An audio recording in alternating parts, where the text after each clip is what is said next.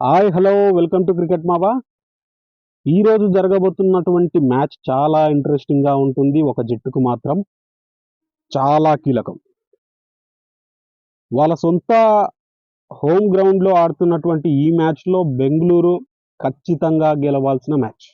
ఎందుకంటే వాళ్ళు already 5 matches లో డిఫీట్ పొందారు. అదేవిధంగా చిన్నస్వామి స్టేడియంలో వాళ్ళ ఓన్ గ్రౌండ్ లో కూడా మ్యాచెస్ ని ఓడిపోతున్నారు కాబట్టి ఈ మ్యాచ్ కీలకం. మంచిగా పరుగులు వస్తాయి. స్టేడియం కాస్త చిన్నగా ఉంటుంది. హైదరాబాదీ బ్యాటర్స్ శుభ్రంగా కొడుతున్నారు. దాంట్లో ఎలాంటి డౌట్ లేదు.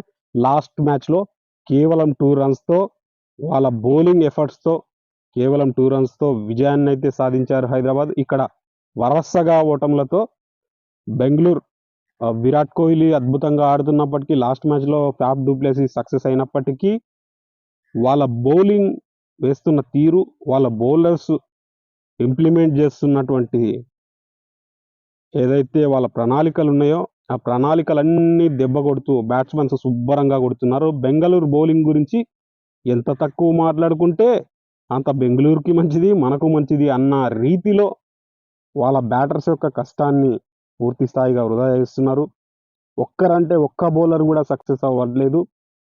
మిగతా టీమ్స్కి ఏదో ఒక బౌలర్ ఆశాకిరణంగా కనిపిస్తున్నప్పటికీ ఇక్కడ వీళ్ళకి ఏ ఒక్క బౌలరు ఆశాకిరణంగా కనిపించట్లేదు.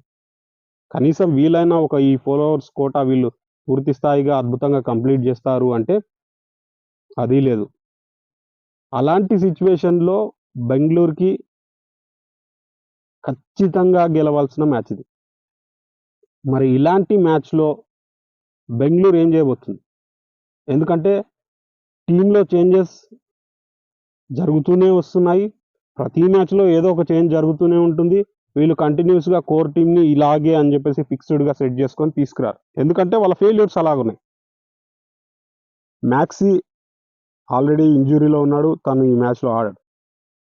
లాస్ట్ మ్యాచ్లో తీసుకొచ్చినటువంటి విల్ జాక్స్ తను ఎంతవరకు సక్సెస్ అవుతాడు అది తెలియదు. ఎందుకంటే లాస్ట్ మ్యాచ్లో వచ్చేసి వెంటనే 2 4s కొట్టేసి అవుట్ అవ్వడం జరిగింది. ఈ మ్యాచ్లో మరి తను ఆడితే ఎంతవరకు సక్సెస్ అవుతాడో తెలియదు. వాళ్ళకి షూర్ అండ్ షార్ట్గా ఆడుతున్న బ్యాటర్స్ ఎవరైనా అంటే ఒకటి విరాట్ కోహ్లీ, 2 దినేష్ కార్తిక్. లాస్ట్ మ్యాచ్లో ఫ్యాఫ్ డు ప్లెసిస్ అద్భుతమైన రీతిలో పర్ఫార్మెన్స్ ఇచ్చినప్పటికీ ఆ స్ట్రైక్ రేట్ అనేది ఇంకాస్త పెంచితే కానీ సరిపోదు. ఎందుకంటే బెంగళూరు బౌలింగ్ ఆ రీతిలో ఉంది. ఇక్కడ హైదరాబాద్ బౌలింగ్ విషయానికి వస్తే బౌలింగ్ అద్భుతమైన రీతిలో ఉంది.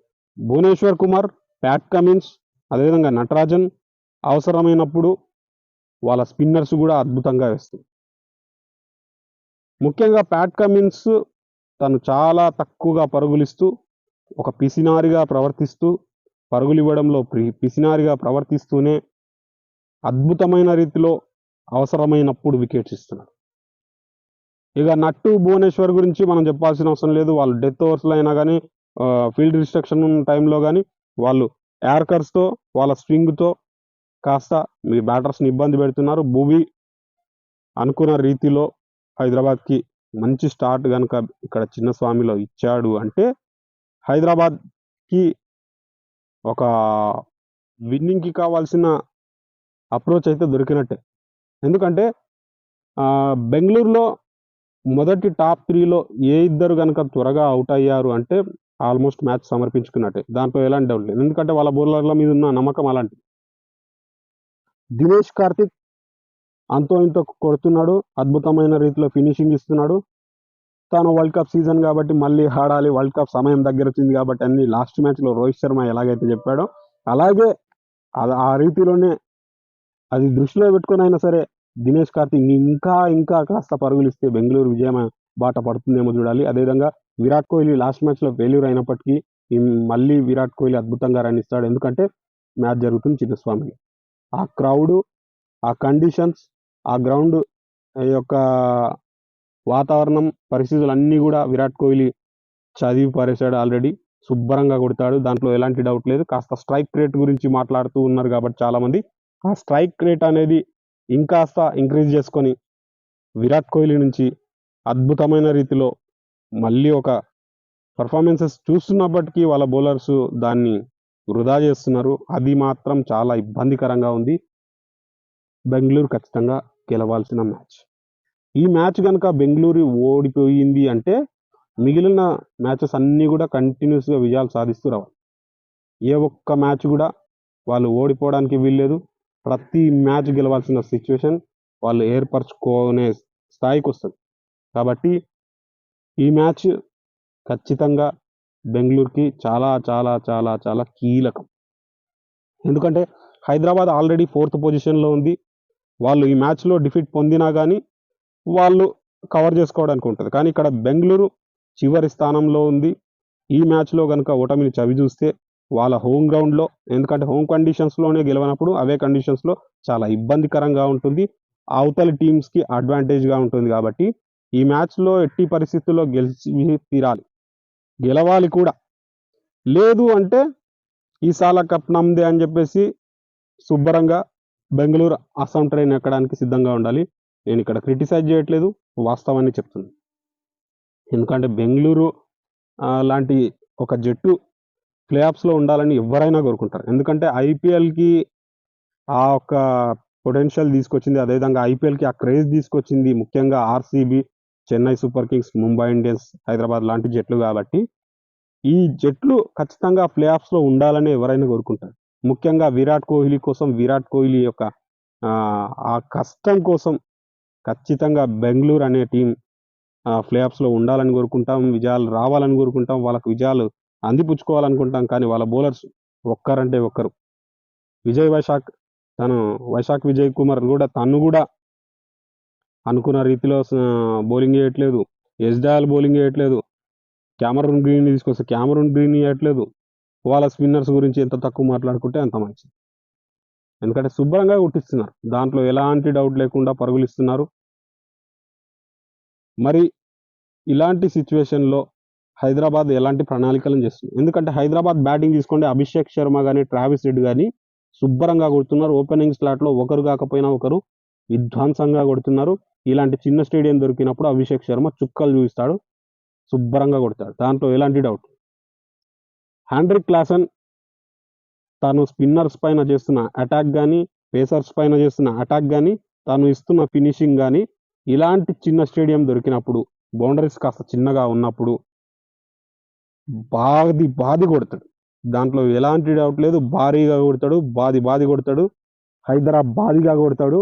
ఈరోజు ఖచ్చితంగా తన నుంచి కూడా బెంగళూరు తనని ఎంత త్వరగా కట్టడి చేస్తే అంత త్వరగా విజయావకాశాలు నమోదు చేసుకోవచ్చు. లేదు అంటే ఈ మ్యాచ్ కూడా, ఈసాల కూడా మ్యాచ్ పోయినట్టే.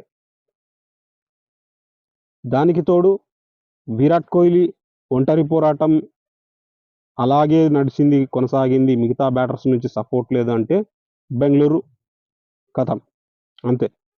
లేదు, ఫ్యాఫ్ డు ప్లెసీ లాస్ట్ మ్యాచ్లో ఫామ్లోకి వచ్చాడు. తనతో పాటు విరాట్ కోహ్లీతో పాటు వీళ్ళందరూ కూడా సక్సెస్ అవుతారు.